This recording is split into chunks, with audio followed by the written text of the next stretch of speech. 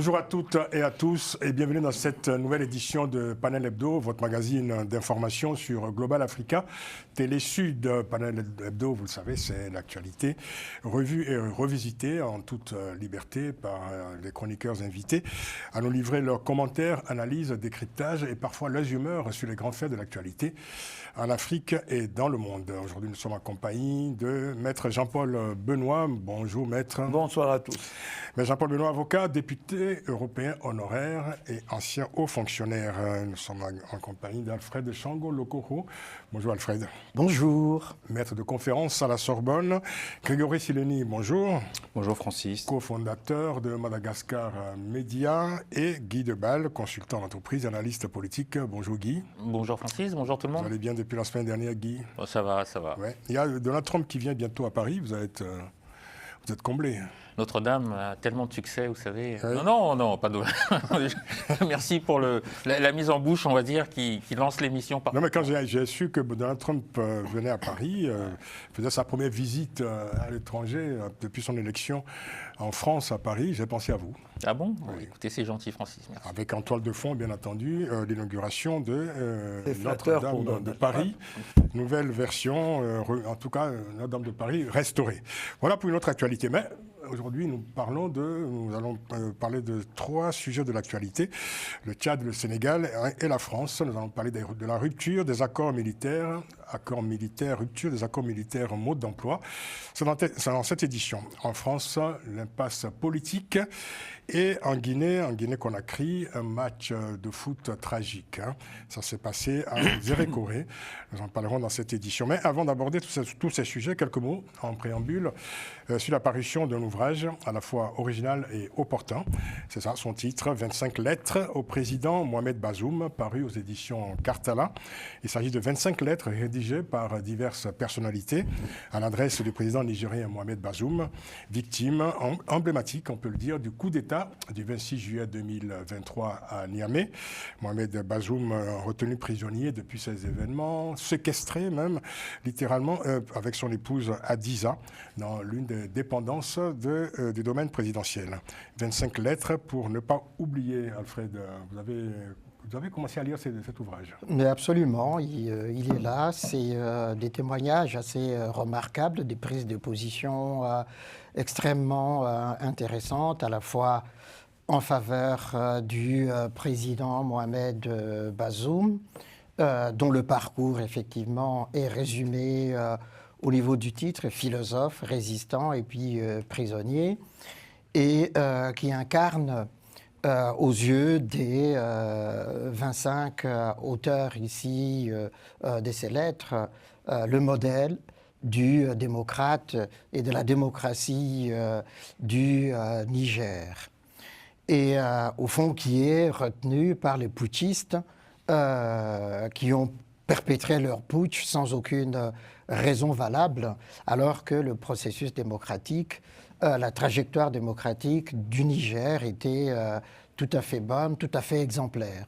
Et donc, ces 25 lettres, effectivement, témoignent de l'appréciation, de l'amitié de ces 25 personnalités qui ont contribué à ces 25 lettres. L'ouvrage a été conçu grâce à l'initiative de Geneviève Gottinger, que nous connaissons bien dans cette émission, directrice de l'agence Image, et de Maître Mamadou Ismaïla Konaté, ancien ministre de la Justice du Mali.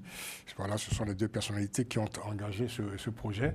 Nous allons donc mettre Jean-Paul Benoît 25 lettres de personnalité. C'est un acte symbolique, certes, mais qui contribue justement à, disons, à ne pas, à ce que le sort de Mohamed Bazoum ne verse pas dans l'oubli. Oui, c'est un acte important. Je n'ai pas lu les lettres encore, mais les auteurs de ces lettres sont des personnalités importantes de la réflexion, de la politique, et qui ont connu Bazoum. Et c'est vrai, vous l'avez dit, on a interrompu un processus démocratique qui s'était passé normalement, paisiblement, et il est normal, souhaitable qu'on publie ces lettres pour dire M. Bazoum est retenu dans des conditions inadmissible, et ça nous fait penser aussi à Boualem Sansal. Bref, tous les gens qui sont victimes de leur propre conception de la liberté, de leur intelligence, et qui sont écartés par la force, méritent qu'on pense à eux et qu'on témoigne. Donc je lirai ces lettres avec plaisir. Voilà. Je suis prêt à en reparler à une autre émission. Grégory, un mot sur cette initiative, cet ouvrage? Oui, c'est une très bonne initiative. Je pense que ce que subit Mohamed Bazoum, qui est totalement injuste, il y a 2 paramètres à prendre en compte. Que Mohamed Bazoum, sa situation ne tombe pas dans l'oubli et que ce ne soit pas non plus une normalisation. Et je pense que ce livre arrive à point nommé pour justement entretenir et d'avoir une forte pensée pour Mohamed Bazoum et continuer aussi à interpeller la communauté internationale, parce que je pense que c'est aussi l'un des objectifs des 25 auteurs. La communauté régionale et internationale. Exactement. Quand on parle de cette communauté régionale, on pense à la CEDEAO notamment, voilà, dont le silence s'interroge quand même sur cette affaire, mais on peut imaginer qu'il y a peut-être quelques actions de diplomatie de l'ombre qui sont, on l'espère en tout cas. Bon, Guy? Oui, non, vous avez raison, c'est une très belle initiative pour ne pas que justement Mohamed Bazoum tombe dans l'oubli, parce que même alors ce n'est pas son cas, mais même les pires criminels ont droit à un procès, ont droit de pouvoir se projeter dans l'avenir. Or lui, bon, déjà n'est pas un criminel, mais ne peut même pas se projeter dans l'avenir, puisqu'il y a même pas eu, il aurait pu faire un simili de procès qui n'a même pas été, ce qui n'a pas été fait, et il est détenu comme ça, sans vision. C'est une situation qui, humainement, c'est une forme de torture. Donc, c'est bien, finalement, d'avoir fait cette initiative qui reste une initiative, peut-être, comme vous l'avez dit, certes symbolique, mais importante. Le monde se construit de petites pierres, et donc c'est très bien que celle-ci ait été mise en place. 25 lettres au président Mohamed Bazoum, philosophe résistant, prisonnier. L'ouvrage est préfacé par Jean-Pierre Olivier de Sardan. C'est aux éditions Cartala. Voilà. Premier sujet de cette édition, messieurs, l'impasse politique en France. Alors, on peut parler d'un record battu par le gouvernement du Premier ministre Michel Barnier, qui n'aura duré que 3 mois. Un gouvernement qui a été donc renversé cette semaine par une motion de censure et voté par la gauche et le Rassemblement national. Et il faut dire qu'un tel événement ne s'est pas produit en France, ne s'était pas produit en France depuis 62 ans. Un gouvernement qui tombe de cette manière. On peut parler d'un pari perdu pour Michel Barnier, qui a fait du Rassemblement national son principal interlocuteur depuis plusieurs semaines, tout en ignorant la gauche, pourtant arrivée en tête des élections législatives de juillet dernier. Pari perdu aussi pour Emmanuel Macron, le président Emmanuel Macron, dont la marge de manœuvre est de plus en plus, quasiment nulle, pour mettre en place un nouveau gouvernement qui ne s'exposerait pas à son tour à une nouvelle censure. Maître Jean-Paul Benoît, est-ce qu'il faut vraiment s'étonner de cette situation? Moi, je ne m'étonne d'aucune situation, parce que tout peut arriver dans la vie, et dans la vie politique en particulier. Qu'est-ce qui se passe? Il y a eu des élections européennes et des élections législatives. Ces élections ont montré que le parti de M. Macron était en perte de vitesse et devenait un parti minoritaire. Et on arrive à une assemblée où il y a 3 blocs à peu près identiques.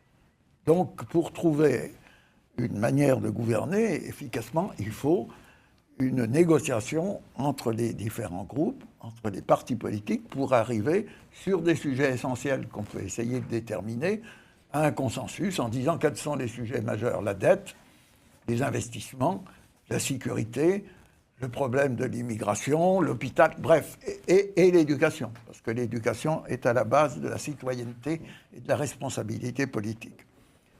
Alors, quand je dis ça, il me revient en mémoire, je l'ai noté, une citation de Marc Bloch, c'est un résistant qui va entrer au Panthéon, c'était un résistant, c'était un universitaire, c'était un républicain engagé. Et je trouve cette citation, que j'ai tirée de son livre « L'étrange défaite », ça s'applique bien à cette situation. Voilà ce qu'il dit: la plupart des hommes, plutôt que de rechercher la vérité qui leur est indifférente, préfèrent adopter les opinions qu'on leur apporte toutes faites. Et il y a un peu de ça dans ce débat politique. Et aucun leader un peu charismatique intellectuellement, moralement, politiquement, n'apparaît dans cette espèce, je reprends le terme de l'économiste, c'est pas moi qui le dis, merde. L'économiste fait un bandeau pour qualifier la situation française, merde. Alors, Monsieur Barnier, moi, je l'ai connu au plan européen, je le connais. Ancien commissaire européen. Et j'avais dit lors d'une émission ici qu'il était habile pour défendre les idées des autres parce qu'il n'en avait pas personnellement de très solides. Et je pensais que ça pourrait lui porter chance. Finalement, il vient de la droite. Et il a entretenu la bienveillance de son bourreau. Son bourreau, c'est Marine Le Pen. C'est ça. Et il y a un très bon papier de Laurent Geoffrin qui dit « Monsieur Barnier aime ses bourreaux ». Puisque jusqu'au dernier moment, il a cru qu'à la dernière minute, il pouvait encore céder. Et c'est Attal qui le raconte pendant le débat parlementaire sur la motion de censure. Il aurait dit à Attal, mais tu penses qu'il peut encore se passer quelque chose? En plus, ce pauvre monsieur Barnier n'était pas soutenu par le président de la République, qui a expliqué que ce budget n'était pas le sien. Le Front commun qui soutenait M. Barnier ne le soutenait pas, puisqu'il y avait une surenchère entre Wauquiez et Attal, et c'est Wauquiez qui a annoncé un certain nombre de mesures. Donc c'était un gouvernement qui apparaissait paisible, parce que Barnier a un côté paisible, mais qui était dans un grand désordre intellectuel.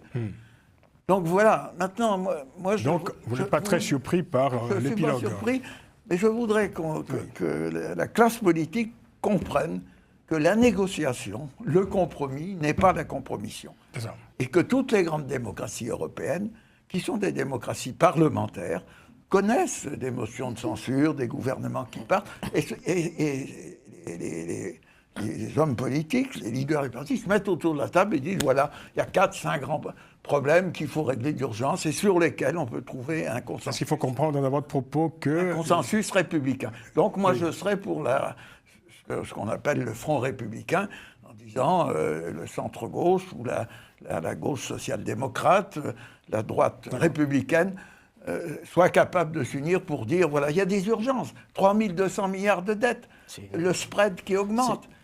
On ne peut pas rester les bras croisés. Juste une précision. Quand vous dites, vous parlez de compromission, est-ce que vous voulez dire que le fait d'avoir fait de Marine Le Pen, de l'Assemblée nationale, disons, l'associé exclusif en termes de négociation, c'était une forme de compromission morale? Je ne dis pas que c'était une forme de... Là aussi... Non, mais c'était une question pour préciser votre pensée. C'est pas exactement ce que j'ai dit. Mais là aussi, sur Marine Le Pen, moi, je ne suis pas suspect d'avoir défendu Marine Le Pen et le Front National et maintenant le Rassemblement National. Mais en ignorant totalement quand même une bonne partie aussi de la classe politique, la gauche notamment. À partir du moment... La gauche qui est devenue aujourd'hui la partie la plus diabolisée. À partir du moment où le Rassemblement National est un parti politique qui est reconnu dans la démocratie, qui participe aux élections, qui réunit 11 millions d'électeurs, on ne peut pas faire dans une assemblée comme si ce parti n'existait pas. Donc moi, je ne suis pas choqué qu'on puisse parler, négocier avec Mme Le Pen, pour lui dire à la fin de les négociations, je ne suis pas d'accord avec vous, mais qu'on ne lui donne pas le prétexte de dire « Oh, on m'a ignoré, on n'a pas dit... » À partir du moment où un parti politique existe, qu'il est reconnu comme... conforme à la loi républicaine, eh ben, il doit participer pleinement à la vie parlementaire. Mais ne pas avoir un droit de validation exclusif après c'est au gouvernement de faire ses choix. Bien sûr. C'était je pense, l'erreur principale de Barnier, d'avoir fait justement de Marine Le Pen l'épicentre du débat parlementaire. Et d'avoir cru naïvement qu'elle allait le soutenir. Jusqu'au bout. Et comme Jean-Paul l'a rappelé, jusqu'au bout, effectivement, même dans son plaidoyer pro domo à la fin de toutes les interventions des représentants des différents groupes au Parlement, il croyait dur comme fer que Marine Le Pen allait le soutenir, le défendre. Sauf que ce qui s'est passé, c'est que, et c'est là où, par rapport à ce que Jean-Paul vient de dire, c'est que, ben oui, l'extrême gauche et l'extrême droite ont voté ensemble la destitution.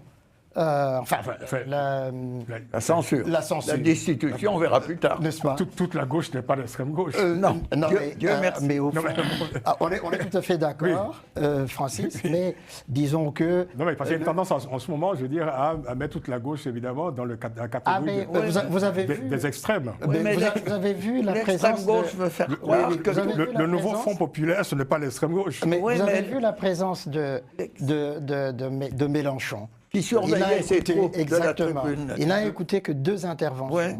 l'intervention Le Pen.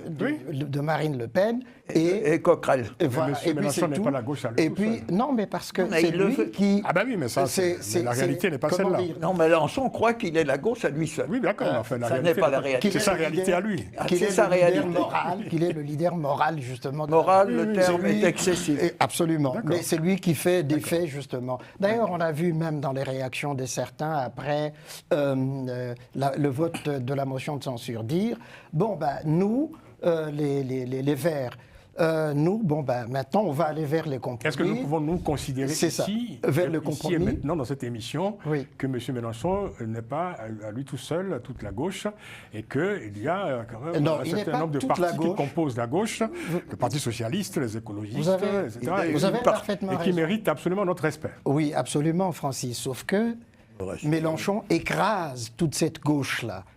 Qui du Parti socialiste tient tête à Mélenchon? Oui. Qui des Verts tient tête à Mélenchon? Aucun d'entre eux. Aucun d'entre eux. Ce qui fait au fond qu'il a ce magistère. Est-ce que ce n'est pas l'opinion Mais- ou certains médias qui lui accordent ce Ouais, magistère non, c'est pas- de manière abusive? C'est pas le meilleur, mais c'est le mode de scrutin aussi. C'est une question. C'est Non, mais il y a- probablement. Si on se libère du mode de scrutin majoritaire à 2 tours, on rend la liberté aux partis politiques. Puisque le Parti socialiste, quand on fait une proportionnelle aux européennes, il fait 14%, plus que M. Mélenchon. Et quand on est dans un système de désistement au 2e tour, c'est là qu'on abandonne ses convictions pour adopter la stratégie et la technique électorale. Cela de étant, son adversaire. la France insoumise est un parti républicain Oui. et qui a aussi droit au respect. Ah ben, Absolument, il a le droit de se absolument. présenter, M. Mélenchon. Absolument. Mais il a le droit, il a le devoir d'être battu. Oui, j'espère. mais cette séquence, elle est très intéressante, justement. Elle est intéressante pourquoi? Parce qu'effectivement, elle nous montre quoi? Que la démocratie française, alors on dit elle vacille, etc., mais c'est le jeu des institutions, au fond. Le Premier ministre, s'étant rendu compte qu'il n'obtiendrait pas l'accord de tous les partis, a voulu passer par le 49-3. Et le 49-3 autorise justement l'opposition à poser cette motion de censure. Absolument. Donc, le jeu démocratique... C'est le jeu des institutions. Exactement. Guy Debal, Dieu se rit des hommes qui déplorent les conséquences dont ils chérissent les causes. J'ai l'impression d'être dans un monde très orwellien, vous savez. Moi, j'écoute mes Le nouveau co-débatteurs. proverbe, hein. Non, mais Est-ce que je peux juste finir une Non, phrase mais j'ajoute simplement que Non, c'est mais- le nouveau juste proverbe. une phrase. c'est un hommage, c'est un hommage. de- Guy, Non, je c'est un dis, hommage. c'est le nouveau proverbe. Non, mais dans ce Voilà, débat, c'est il n'y a tout. pas de Non, Dieu, mais- là. Euh, Dieu est de trop dans ce débat, quand même. oui, bon, si vous Alors, voulez. Non, c'est un proverbe qui est intéressant. Merci, Alfred. On merci. peut aimer ou pas aimer ce proverbe. Votre objection est acceptée. Allez-y, allez-y. Non, écoutez, moi, j'écoute mes co-débatteurs, j'écoute un peu la presse aussi, les grands analystes, hein, vous savez, qui décryptent avec beaucoup de précision l'actualité politique. Et finalement, moi, je suis un peu sidéré parce que j'entends compromis, compromission. Mais compromis, compromission sur quoi? Nous avons un président de la République qui, certes, n'a pas dit à la télé, comme Mélenchon, le programme, rien que le programme et tout le programme, mais qui agit exactement comme s'il était majoritaire. Ça, c'est vrai. On ne touche pas à la réforme des retraites, j'ai mes lignes rouges sur la politique de l'or, etc. On a un président de la République qui, certes, n'a pas prononcé la phrase de Mélenchon, mais agit exactement de la même façon. Et quand vous dites les compromis, compromissions, c'est pas possible, je suis désolé, mais à l'Assemblée, il y a eu un travail de fait. Il y a eu un travail de fait, et il y a eu un travail de fait sur le budget. Simplement, qui a bloqué? Le gouvernement, le président Macron. De même que le jour, bien sûr, ils ont fait obstruction. Le gouvernement, oui. Ils ont fait obstruction. Le gouvernement. Non, Macron, Le gouvernement. Ils ont le président Macron était plutôt distant depuis quelques Oui, temps. non, mais ce sont ces hommes, ce sont ces hommes demain, Ah oui, ces d'accord, petits chevaux, d'accord, ces d'accord. petits chevaux, hein, c'est voilà. De la même manière, quand Petits chevaux. oui, ces petits chevaux de Troie, on va dire. De la même manière, quand le jour de la niche parlementaire de la France insoumise, il était possible qu'il y ait enfin un vote Sur la réforme des sur la retraites. réforme des retraites, qui a organisé l'obstruction? Le gouvernement. Donc quand on me dit, bon, bloc il central. faudrait que les hommes politiques... La réalité, Guy. je me permets de terminer mon raisonnement, s'il vous plaît, Alfred. La réalité, c'est que il n'y a aucun compromis possible parce que le forcené de l'Élysée a décidé que c'était son programme et rien que son programme. Le forcené de l'Élysée, parce qu'à ce niveau d'entêtement, parce qu'on entend aujourd'hui qu'il veut nommer encore une personnalité issue d'un camp minoritaire pour appliquer sa politique. Donc nous allons, s'il le fait, et il le fera probablement, dans un mois de nouveau avoir une motion de censure, il le refera de la même façon, et dans 2 mois de nouveau une motion de censure. À ce stade, ça devient de l'acharnement. C'est pour ça que je dis le forcené de l'Élysée. Et voilà, donc... C'est intéressant. On va écouter ensuite. Et terminer, allez-y. Oui, donc la situation, elle est simple. Je pense que la solution, comme certains interlocuteurs de droite et de gauche l'ont dit, elle est à l'Élysée. Je pense qu'il est temps que M. Macron s'en aille. Mais il est peut-être temps simplement qu'ils prennent en compte les résultats des élections législatives de juillet dernier, tout simplement. S'il ne l'a pas fait, on ne peut pas indéfiniment ostraciser quand même la coalition qui est arrivée en tête de ces élections. C'est-à-dire là, il y a une logique politique qui s'impose. Qui devrait s'imposer. Il aurait dû le faire au départ. Allez-y. Il aurait dû le faire il y a 3 mois. Est-ce que je vous souhaite bon courage de passer après Guy? Oui, après Guy, ouais. Je ne partage pas du tout la même analyse que Guy. Déjà, moi, par rapport à ce que Jean-Paul a dit, par rapport à cette classe politique, je pense qu'il n'est pas totalement au niveau. Je pense aussi que chaque, finalement, parti et chaque responsable politique ne prend pas ses responsabilités. Déjà, quand on a présenté Michel Barnier, il était présenté comme avoir une grande expérience, 15 années de député, il a occupé des postes de ministre, et surtout, on avait surtout mis en exergue le fait qu'il avait négocié le Brexit pour le Royaume-Uni. Aujourd'hui, force est de constater que les négociations, elles sont totalement absentes, puisqu'il a négocié uniquement avec Marine Le Pen. Moi, je pense que là, finalement, c'est ce qu'on constate, c'est qu'il a échoué. Parce que moi, je pense que, justement, aujourd'hui, on a ces 3 blocs qui occupent du coup l'Assemblée nationale, et il faut composer avec ces 3 blocs. On peut pas, aujourd'hui, pourquoi il est vilipendé? C'est parce que Marine Le Pen, finalement, c'était elle qui tenait tout, et aujourd'hui, on en a vu le résultat. Et quand je parle de responsabilité, c'est que Marine Le Pen, elle a utilisé la motion de censure, soi-disant, parce qu'elle avait défini des lignes rouges. Moi, je pense que c'est une erreur de sa part, qu'il aurait fallu au moins attendre 2025, parce que c'était quoi la lubie du Rassemblement national? C'était qu'il y ait une nouvelle loi immigration. Et là, on voit encore l'amateurisme politique à ce niveau-là. Et enfin, par rapport à ce que vous dites avec ces 3 blocs, aujourd'hui, qu'est-ce qu'on constate finalement?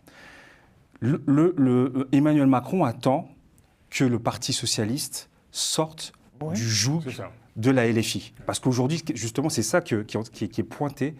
Tant qu'il y aura la LFI, qu'on sait que ça va poser problème justement sur le sujet de la retraite, ils ne seront pas prêts à négocier avec la gauche. Donc on ne pourra pas avoir finalement une avancée, parce qu'aujourd'hui, qu'est-ce qu'on attend? On attend qu'il y ait une grande négociation qui se fasse avec l'ensemble des blocs. L'explosion du nouveau Front populaire, quoi, l'explosion. On est obligé, parce que de toutes les façons, qu'est-ce qu'on veut? Quand je parle de responsabilité, là aujourd'hui, tout le monde est excité, c'est le monde politico-médiatique qui est excité. Mais la population, qu'est-ce qu'elle s'en fiche? Elle s'en fiche pas vraiment. C'est elle qui subit. Elle subit, mais ces tractations-là, elle s'en fiche totalement. Ce qu'elle veut, c'est aussi la politique de Macron. Alors, là, il ne s'agit plus d'Emmanuel Macron. Oui, mais elle subit aussi sa politique. Il faut avancer maintenant. Exactement. Je voudrais dire un mot sur LFI après. Non, mais vas-y. Oui, non, tu as pris la parole. Mais qu'est-ce que vous pensez de ces manœuvres d'apprenti sorcier qu'évoque Grégory Sileni?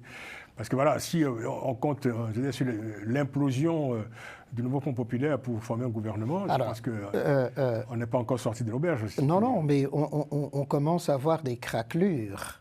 Oui. On a entendu Tondelier ou Tunelier, je ne sais plus. Tondelier. Voilà. Oui. Hier dire on doit faire des compromis. Oui, on ne peut pas appliquer totalement. Oui.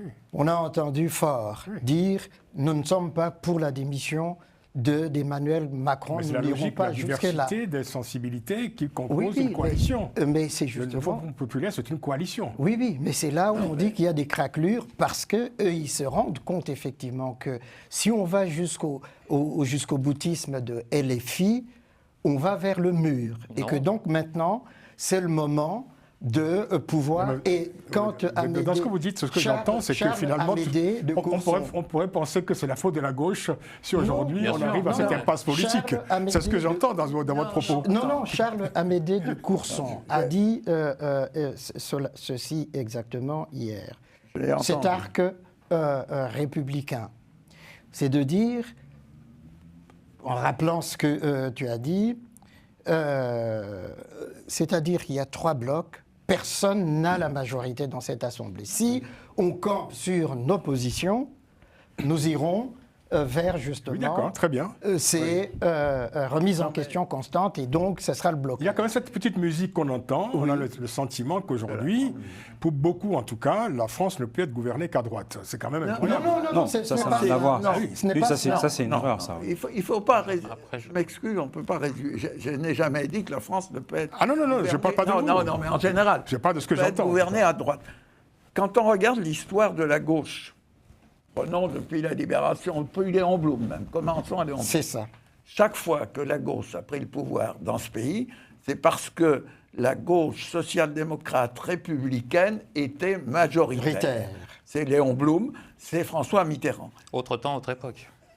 Mais non, il y a des constantes dans la Bien pensée sûr. politique, D'accord, ok. dans le comportement des peuples et dans le ressenti. Que voulez-vous dire? Et entre le Parti socialiste et les positions de M. Mélenchon, il y a un certain nombre de points sur lesquels ils ne sont d'accord, absolument pas d'accord. Ah oui, alors, Et M. Mélenchon ne sera jamais élu président de la République. Il le sait.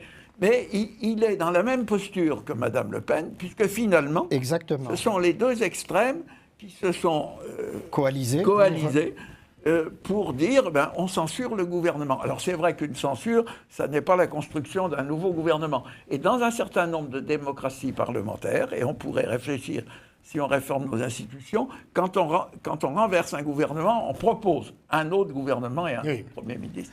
Donc ça serait Censure de construction. ça serait comme en une Allemagne. pédagogie utile pour les partis politiques pour cela français. que nous avons- Construction comme en Exactement. Allemagne. C'est pour cela que nous avons intitulé cette séquence de l'émission l'impasse politique en France. Impasse Il y a une pour l'instant, impasse. oui. Un place politique, ça dépend Pour pour l'instant, qui. en tout cas. Moi, ce que j'observe dans le débat politique, médiatique, et là, ça se manifeste aussi autour de ce plateau, c'est l'aveuglement extrême sur un constat simple. Le monde a changé. On parle de Léon Blum, mais à l'époque, Il y a l'équivalent de Marine Le Pen n'était pas au port du pouvoir.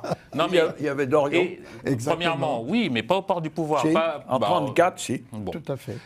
Il n'y avait pas la Ve République. Elle Allez-y. n'était pas. Non, voilà. d'accord. Allez-y. Donc, Mais l'histoire permet de construire le futur. premièrement, on me dit, enfin c'est ça que Jeanne j'entends, était c'est là. que les commentateurs politiques en boucle nous disent mais Mélenchon n'arrivera jamais au pouvoir. Et les mêmes disent ah oui mais Marine Le Pen c'est possible. La réalité c'est que les deux peuvent arriver au pouvoir. Et Alors. pour résumer, pour aller vite, ce que je dis une chose extrêmement simple.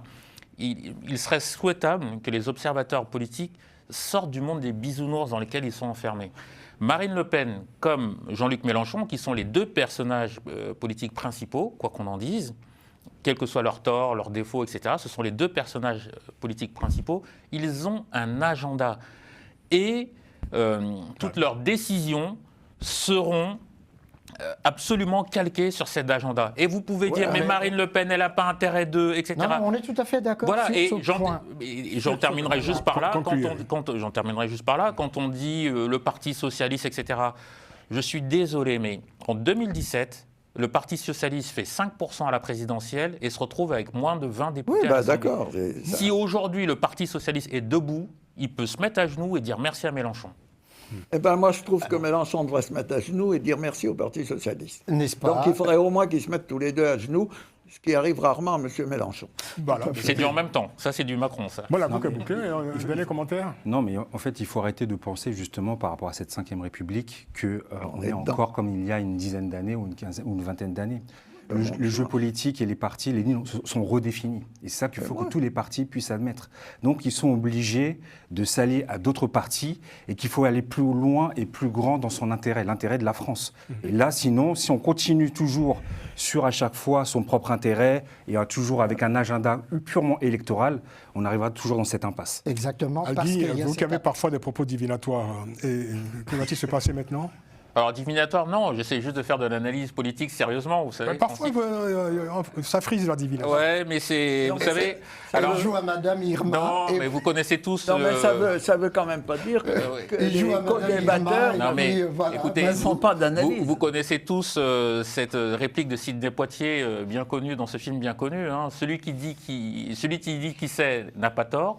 Celui qui dit qu'il ne sait pas n'a pas tort. A tort celui qui dit qu'il sait mais qui ne sait pas. Oui, vous avez des Donc références. moi je sais parfois. et j'ai pas tort de dire ce que je vais dire. Vous savez tout, vous avez la chance. Ah, merci, C'est pourquoi merci. je parle de Madame Irma. Oui, non, mais d'un mot, Francis, Francis, juste un mot. Non, mais parce que vous faites voilà, un Oui, tunnel. mais Non, c'est- je veux juste poser la question. c'est Et maintenant, Non, mais lui, il fait son autopromotion. C'est tellement Moi, je suis là pour difficile, parler de que la pourrait-il se politique passer française. maintenant? Non, mais écoutez. Parce qu'au enfin, moment où nous parlons, effectivement, Moi, je ne suis pas là pour parler de mes noms. le gouvernement, le Premier ministre, donc, je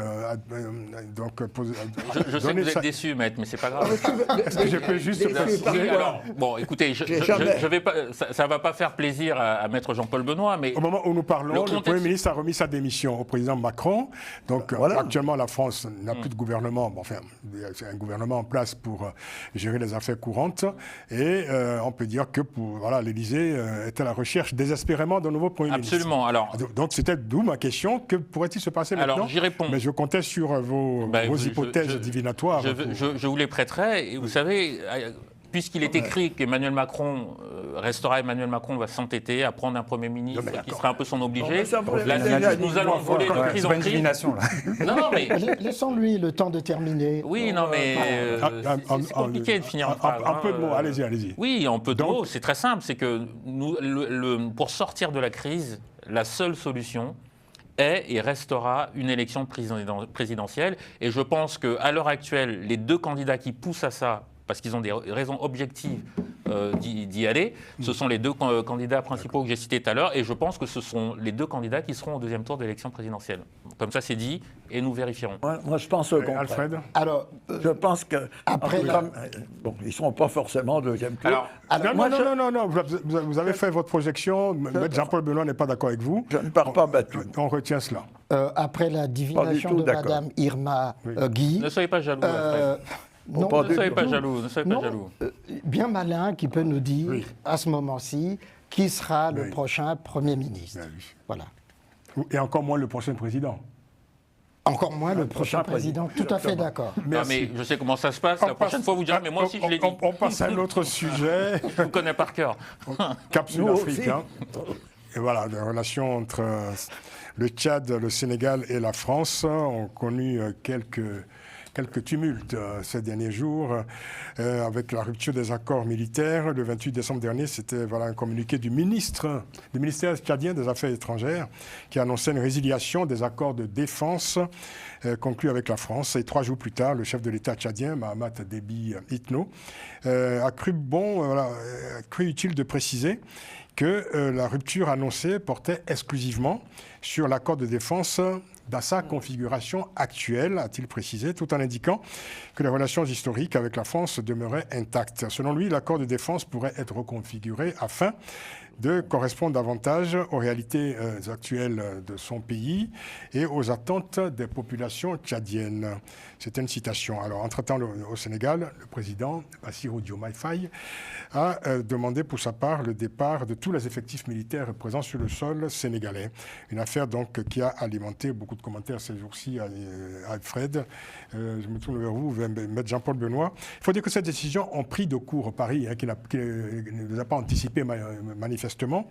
Quel est votre premier commentaire sur cet événement? Bon, la politique de M. Macron en Afrique, c'est une succession de camouflets pour la France.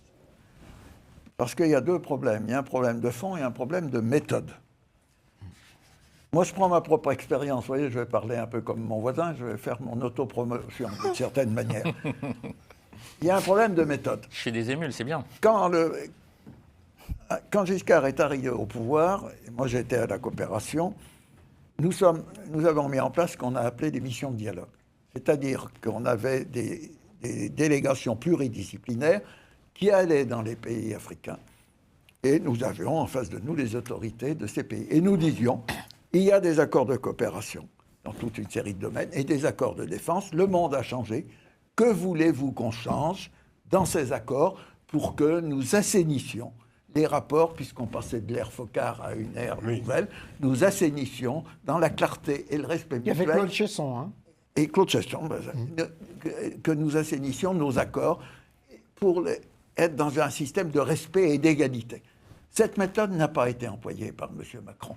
Il faut anticiper quand on gère l'international. Il faut anticiper, dire qu'est-ce qui va évoluer, comment. Il faut prendre en compte les opinions publiques.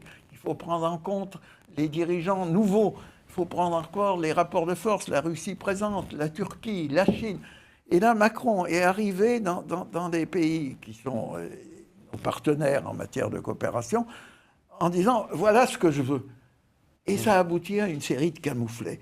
Ça a été vrai au Tchad, c'est vrai maintenant au Sénégal, on a vu ça au Niger, au Mali. Bref, il y a une espèce d'irresponsabilité, de satisfaction de soi-même, en disant la France, c'est notre précaré, ça ne changera pas. Alors, donc c'est une erreur sur le fond et sur la méthode.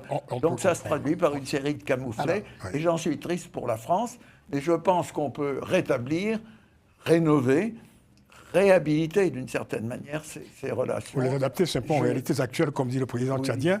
Est-ce que finalement l'ère des bases militaires telles qu'elles étaient conçues depuis le moment des indépendances, est-ce que cette ère n'est pas révolue? La question se pose et on devait la poser nous-mêmes. C'est ça. Pour dire à nos partenaires, voilà, il y a sans doute des choses à faire plutôt que donner le sentiment qu'on se fait toujours imposer. Ça a été déjà posé, mais ça se posait avec acuité. Au Mali, au Niger, au Burkina, et, lors des putschs qui sont arrivés. Il y a quelque temps, j'avais discuté de cette question de la reconfiguration de la présence militaire française en Afrique, avec à l'époque celui qui était le porte-parole du CIRPA, le colonel Yanis, qui est aujourd'hui chef d'état-major de l'armée de terre, donc général aujourd'hui. Et dans les discussions que nous avions eues, justement, toutes ces questions-là étaient abordées. Un, la question de la présence et de la pertinence de cette présence en Afrique. Deux, la nécessité de mettre en avant les armées plutôt africaines que l'armée française, donc la réduction, voire la fermeture d'un certain nombre de bases. Trois, la transformation de certaines de ces bases en académies militaires, comme ça se passe aujourd'hui en Côte d'Ivoire. Ce qu'on essaie de faire. Voilà, donc ça, c'est la doctrine que l'armée française voulait proposer. Deux, justement, la question de l'information, de la présence de la Russie en Afrique. De la Russie ou de la Turquie? De la Turquie, mais plus de la Russie, parce qu'il y avait Wagner, exactement, et où il disait, mais au fond, que les services de renseignement, les services d'information, de cyber, etc., de l'armée française étaient un peu pris de court parce qu'ils n'avaient pas vu venir. Et que donc, là aussi, il y avait du travail qui était en train d'être fait. Enfin, Macron a essayé, justement, dans la plupart des cas, de sortir de ces schémas anciens. On se souvient de son discours à l'université. Sérieusement, il y avait des décisions qui ont été prises. À l'université. À quel moment, quand il invitait le président Il a terminé, Alfred. À l'université de Ouagadougou. Ne faites pas de l'obstruction. Et puis, oui, à l'université de Ouagadougou. Et j'espère que c'est réciproque. Oui, à l'université de Ouagadougou. J'y veille. Sa présence au Ghana avec Nana Akufo-Addo. Au Nigeria avec Bola Tinubu, mais avant lui. Et donc, et même avec le Kenya, pour essayer justement de sortir du face-à-face France et l'Afrique francophone. C'était ça. Donc, en gros, il a fini par comprendre, parce que de toute façon, la cellule qu'il a créée, qu'il a mise en place avec des jeunes Africains, etc., pour penser les nouvelles relations, on l'a vu lors du sommet France-Afrique, bien sûr, du sommet France-Afrique à Montpellier, et la mission confiée à Achille Mbembe. On en est loin maintenant. Exactement, on en est loin, tout à fait. Plus récemment, il y a eu la mission Bockel. Oui, voilà. Quand on n'a pas de politique, on envoie quelqu'un qui fait une mission et qui publie un rapport que personne ne lit. Bockel, plus sur la question militaire. Alors, ce qui s'est passé concrètement... Montpellier, ce n'était pas un sommet, je me permets de vous interrompre. Non, c'était pas un sommet, il n'y avait pas de chef d'État. Non, c'était le sommet Afrique-France, mais de tournée pour... parler avec... Allez-y, terminer, Alfred. Pour terminer mon propos, je dirais simplement ceci. Ce qui vient de se passer avec le Tchad ou avec le Sénégal ne peut pas être mis sur le même plan, de toute façon. C'est vrai, c'est deux... Oui. Exactement, ce sont deux approches totalement différentes. Le Tchad, le ministre des Affaires étrangères, c'était de la colère parce que ben justement, avant la visite du ministre des Affaires étrangères, il y avait déjà eu condamnation du Tchad parce qu'on disait les armes pour alimenter la rébellion soudanaise passaient par le Tchad. Et c'est ça qui a énervé. Alors qu'au Sénégal, il y a toute une réflexion, je dis. Et un processus qui est ancien. Exactement. Parce que la question a été posée depuis 20 ans, en fait. Tout à fait, absolument. Depuis le régime, le mandat de Abdoulaye Wade. Absolument. C'est plus global au Sénégal. Voilà. Vous voulez dire un mot? Oui, moi je veux bien dire un mot si c'est possible. Écoutez, Ah non, c'est tout à fait possible. Même 2 mots. Allez-y. je ne sais pas, j'hésite. Non, mais 2 mots, allez-y. Merci. Oui, écoutez, moi je pense que malheureusement, les difficultés de la France n'ont pas commencé avec Emmanuel Macron. Enfin, moi, je suis assez critique envers Emmanuel Macron. C'est un peu facile de tout lui mettre sur le dos. Ça fait au moins 30 ans que la France, le déclin de la France en Afrique a débuté. Et on pourrait rappeler un tas d'événements. Mais moi, j'ai envie de dire de manière un peu bonhomme, puisque moi, j'ai l'impression que les équipes du Quai d'Orsay qui travaillent en Afrique sont composées d'un peu d'agents OSS 117, c'est-à-dire c'est un peu du n'importe quoi, mais vraiment je dis bien du n'importe quoi. Et je peux citer des tas d'exemples, l'ambassadeur au Congo qui critique le président Macron qui va au Burkina et qui explique que le président est parti réparer l'électricité. Mais des tas d'exemples. Alors j'ai cité 2 exemples qui sont arrivés sous Macron, mais je pourrais remonter à plus loin. Ça c'est une blague potache. C'est mal passé. Est-ce que je peux finir? N'était pas opportune. Si vous ne concluez pas, je vais donner la parole à Grégory. Mais non, mais je suis interrompu systématiquement. Je comptais sur vous pour me veiller. Mais écoutez, défendez-vous aussi. Non, mais il y a une... Allez-y jusqu'au bout de votre pensée. Bon, ok. J'espère que ce sera réciproque. Non. Donc, voilà, ce que je n'ai rien dit, il dit ça va être réciproque. Ce que je disais, c'est qu'il y a... Alors que je l'écoute religieusement. Il y a un vrai... Bon, écoutez, ok, ça marche. Pourquoi vous victimisez comme ça? Je ne me victime pas. Je ne peux pas placer un mot, donc je laisse Grégory s'exprimer. Personne ne vous empêche de placer un mot. Le débat sera respectueux. Allez-y, Grégory. Guy vous autorise à prendre la parole. Oui, non, je pense que je ne peux pas parler, donc je vous laisse parler. Ah, mais il n'y a personne qui t'interdit de parler, Guy. Les téléspectateurs jugeront. Guy vous passe courtoisement la parole, oui. Oui, c'est un échec cuisant pour Emmanuel Macron, malheureusement, ce qui est en train de se passer, surtout le partenaire historique que représente le Tchad. Moi, je pense, comme je l'ai toujours dit au sujet de la politique étrangère et de la politique africaine au sujet de la France, c'est qu'il y avait quand même 2 enjeux. Il y avait l'enjeu économique qui a pris la part sur la première partie de ce XXIe siècle avec l'intronisation de la Chine et qui a du coup bouleversé le paysage économique et les partenaires. Ça, c'était avant Macron. Ça, c'était avant Macron, c'est ça. Il y a maintenant l'enjeu où ça touche encore plus la France, c'est un sujet sensible qui est la sécurité. Donc, moi, je pense que, bien évidemment, il faut aussi, comme l'a dit à juste titre Alfred tout à l'heure, il faut dissocier le cas du Sénégal et le cas du Tchad, parce que le Sénégal était déjà dans cette volonté de politique de rupture, avec des velléités, des velléités souverainistes et de se détacher totalement de la France. Donc voilà. Après, moi, je reste aussi vigilant quand même sur ces positions africaines, parce qu'on ne fait pas de la politique avec des sentiments, et ni du ressentiment. Exactement. Voilà, parce que là, le timing, je m'interroge. On a quand même le ministre des Affaires étrangères qui vient dans le pays, dès le lendemain, on fait cette annonce-là. Je trouve que c'est très amateur quand même dans le procédé. Et en plus de ça, même je crois dans l'agenda politique, Mamad Déby devait se rendre, je ne sais plus dans quel pays, ça a été annulé là dans les jours qui suivaient. Donc... C'est pas amateur, c'est en réponse à quelque chose. Il s'est passé quelque chose. Non, parce que la temporalité a du sens en fait, je pense. Allez jusqu'au bout. Oui, ce que je veux dire par là, c'est quand c'est réfléchi et qu'on voit derrière il y a quelque chose de structuré qui se fait, bien évidemment, on peut cautionner ça. Bien évidemment, comme ça a été dit, ça n'a aucun sens que ces accords-là qui découlent maintenant depuis les indépendances, qui restent figés comme tels alors que les situations ont changé. Et aussi l'autre paramètre que n'a pas pris en compte aussi Emmanuel Macron, parce que finalement, tout découle de quoi? C'est quand il y a eu l'opération Serval et l'opération Barkhane, c'est là que les enjeux ont commencé à s'agiter dans la sous-région et que les populations ont commencé à s'en prendre à la France, qu'on ne veut plus de la France sur notre territoire. Et c'est là qu'a découlé toutes ces questions de souverainisme. Et voilà, donc voilà, c'est ça. Et c'est vrai que force est de constater que malheureusement, la politique étrangère française est très mauvaise en Afrique. On se demande qu'est-ce qui se passe, quels sont les rapports, qui sont les conseillers. On voit vraiment la faiblesse. C'est ce que vous évoquez d'ailleurs, Guy, l'état de la diplomatie française. Ah bon? C'est une catastrophe. Mais c'est un sujet en soi d'ailleurs. C'est un sujet en soi, et moi d'ailleurs je voudrais Il a juste... abordé? Oui, je il a voudrais parlé juste... Ah bon, j'étais absent alors. Il a parlé du Quai d'Orsay, enfin, de la qualité Il a dit, du personnel ne vous du Quai essayez pas d'Orsay. l'humour, Alfred, c'est un métier. Donc, ce que je veux dire, c'est que pour le Tchad, en réponse à ce que dit Moi, je Grégory, l'écoute. N'est-ce pas? en réponse à ce que disait J'ai Grégory, pas entendu, pour le hein. Tchad, il s'est passé un événement. Le ministre des Affaires étrangères, en dehors de sujets nombreux qu'il a eu à discuter avec le chef de la junte, a fait des reproches au Tchad, notamment sur son processus électoral qu'il a jugé pas inclusif. Et cette décision est une réponse. Oui, ça Oui, c'est bon. vrai. Alors, juste un dernier point. Juste un dernier point. Je valide ce qui vient d'être dit. Merci, maître. Non, En réalité, la la question des bases militaires françaises en Afrique, c'est un épiphénomène. Enfin, les bases américaines sont partout, en Allemagne, en Corée, en Grande-Bretagne, en Arabie Saoudite, etc.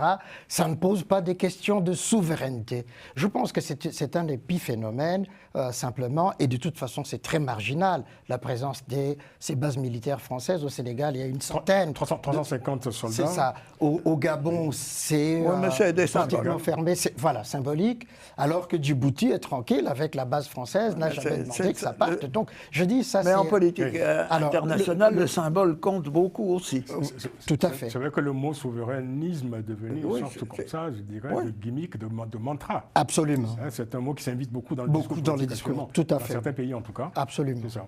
Oui. Et comment vous expliquez ça, ce retour de ça, c'est 70 ans, près de 70 ans après les indépendances? De les indépendances, c'est d'abord ceux qui ont violé les démocraties, les putschistes, qui sont les premiers à avancer cela. Oui, souvent. Et pour se dédouaner. Voilà, pour se dédouaner, ou alors le panafricanisme. Ce sont les deux mantras que ça utilise, qui montrent justement les limites de ce qu'ils entendent par souverainisme, parce que par ailleurs, ces mêmes régimes vont chercher l'appui des dictatures ou des démocratures ailleurs. C'est pour ça que je dis, dans ces sujets, il faut anticiper. Et moi, je prends le cas du Tchad. Quand j'étais à la coopération, il y avait 2 bases au Tchad. On en a fermé une. C'est moi qui suis allé négocier ou expliquer ou aborder ce sujet avec Tombalbaye en disant, Monsieur le Président, nous avons 2 bases. Il faut rénover ces accords de coopération. Comment voyez-vous les choses? Nous proposons d'en fermer une pour telle et telle raison technique. Et ça, je ne rentre pas dans le détail. Ça s'est très bien passé. Mais il faut anticiper. Il faut établir un dialogue. Et c'est vrai qu'il y a une part d'improvisation au Quai d'Orsay, d'autant plus que M. Macron a en plus supprimé le corps diplomatique, ce qui n'arrange pas les compétences de ceux qui traitent de ces sujets. Merci, messieurs. On va se rendre maintenant en Guinée-Conakry pour ce match tragique à Nzérékoré. Ça s'est passé, c'est arrivé ce 1er décembre. Un match de football à Nzérékoré, dans le sud-est de la Guinée, qui tourne au drame. Alors, terrible chronologie des événements. Alors, une décision arbitrale contestée, des échauffourées entre supporters sur la pelouse, l'intervention musclée des forces de l'ordre, des bousculades dans une foule qui tente de s'échapper par des issues plutôt périlleuses. Bilan, 56 morts selon les autorités, le double selon les ONG, preuve à l'appui d'ailleurs. Il faut dire que ce match de football était l'une des multiples manifestations organisées depuis quelques semaines en soutien à une candidature probable et néanmoins contestée du général Mamadi Doumbouya, arrivé, comme on le sait, au pouvoir par un coup d'État en 2021. Alfred, un bilan humain effroyable en tout cas. Mais absolument. C'est comme s'il y avait une forme de malédiction des stades en Guinée. On se souvient de Moussa Dadis Camara et ces centaines, des milliers de morts, des blessés, etc. Et des femmes violées. Des femmes violées. Et puis là, malheureusement, cette confusion entre la politique et le sport pour soutenir le référendum et puis de Mamadi Doumbouya. Et une police ou une armée qui ne contrôle pas ses réactions par rapport à la foule, la panique, qui débouche sur la centaine de morts. Et là, le corps médical est catégorique. Le gouvernement essaie de masquer actuellement. Voilà. D'ailleurs, le collectif des organisations de défense des droits de l'homme, collectif guinéen de cette région, de Nzéré-Koré, dénombre 135 morts, dont majoritairement des enfants de moins de 18 ans et plusieurs blessés et plus de 50 personnes disparues. Des dégâts matériels importants. Et dans un communiqué, ce collectif rend responsable de cette tragédie l'Alliance des jeunes leaders de la forêt qui a organisé ce match, en complicité, dit le collectif, avec le CNRD, c'est le Comité national de rassemblement pour le développement, c'est la junte au pouvoir, qui, selon le collectif, je cite, a apporté son appui technique et financier à l'organisation de ce tournant qui a endeuillé plusieurs familles. Fin de citation. Oui, je vous dirai un mot sur la Guinée, parce que j'ai eu l'occasion récemment de voir un certain nombre de leaders de l'opposition guinéenne qui sont en France et en Europe, qui ont quitté le pays. La junte au pouvoir, ça se passe comme avec toutes les juntes. Premièrement, il y avait une période, en disant au bout de la période, il y aura des élections, et on s'était engagé sur un délai. Ce délai a été dépassé. On a dit la junte va rétablir l'ordre républicain d'une certaine manière. C'est pas vrai, c'est le désordre. Et cet incident dramatique, c'est plus qu'un incident, cet accident dramatique montre l'incapacité de la junte à assurer un minimum d'organisation et utilise effectivement, vous l'avez dit, le sport comme un moyen de pression pour l'élection du général qui est à la tête de la junte. Et il y a eu un phénomène, c'est que les gens qui étaient dans l'opposition à Alpha Condé, il faut dire qu'Alpha Condé n'a jamais démissionné de son poste. Exactement. Jamais. Exactement. Il estime qu'il reste le président légitime, et l'opposition qui était contre Alpha Condé a rejoint maintenant le parti d'Alpha Condé pour dire qu'il faudrait que la junte disparaisse et qu'il y ait un collectif de démocrates pluriel, pour dire, enfin, un retour en tout cas à l'ordre pour constitutionnel. revenir à la situation antérieure, qui était une situation politique certes difficile, mais qui était une situation résultant des élections. Et on n'a pas le droit l'une des conséquences d'écarter le président comme on l'a fait. En fait, c'était un coup d'État, tout ça. C'était un coup d'État. L'une des conséquences. Cela dit, il y a eu une succession d'événements qui a amené à ce coup d'État. Exactement. Qui semblait... C'est un autre sujet. Voilà. L'une des conséquences aussi de cet événement, c'est l'arrestation du rédacteur de Le Révélateur 124.com, qui a donné la parole à tout le monde autour de cet événement. Il a été arrêté une fois de plus. Enlevé. La presse, enlevé, oui. La presse est visée par les juntes qui sont au pouvoir. Parce que, et d'ailleurs, dans l'un des derniers numéros justement de Le Révélateur 124.com, ça a été la lettre d'Alpha Condé qui signe le président de Guinée. Oui, mais il a raison, il est le président légitime de Guinée. Oui, mais enfin, il n'est pas, comment dire, étranger aussi au drame que la Guinée connaît aujourd'hui. Hein. Voilà, je pense que... Absolument, non, on est tout à fait d'accord. Il a semé les graines, je dirais, des difficultés actuelles. Oui. Enfin, la junte. On peut le dire. Ouais. Bon, ce que cet accident révèle, c'est déjà la vétusté des infrastructures de Guinée, premièrement. Et deuxièmement, je tenais juste à rappeler que le général Mamadi Doumbouya, ancien caporal, je crois... Colonel.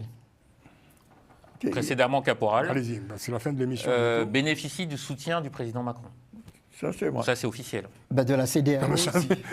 Écoutez, j'aime bien... Mais ça pose un problème. La CEDEAO a dit... Non, mais vous savez, ce sont des informations qu'il faut étayer, parce que, bon, ce sont parfois des informations qui circulent beaucoup sur les réseaux sociaux. Au bout d'un an, peut-être pas les reprendre. C'est classique, ça. Mon réflexe de journaliste m'amène à être un peu plus rigoureux quand on avance ce genre d'informations. Grégory. Oui, bon, je ne vais pas être redondant. Moi, je pense qu'il faut tout simplement qu'il y ait des élections dans ce pays. Exactement. La junte s'est engagée à faire. Exactement. Donc, et des élections libres et avec une surveillance internationale efficace. Transparente. Transparente. Merci, messieurs, merci, maître Jean-Paul Benoît, merci. Alfred de Sangolo-Koro, merci beaucoup. Merci. Grégory Kileni, merci à vous. Merci. Et Guy, Guy, Pourquoi ce sourire, Francis? Non, mais il est... merci beaucoup. Ça s'est bien passé. L'émission a été réalisée comme chaque semaine par Romain Clicot-Debec. Merci à lui. Rendez-vous la semaine prochaine pour une nouvelle édition de Panel Hebdo. D'ici là, prenez grand soin de vous, n'oubliez pas. Et puis, je vous dis à très vite.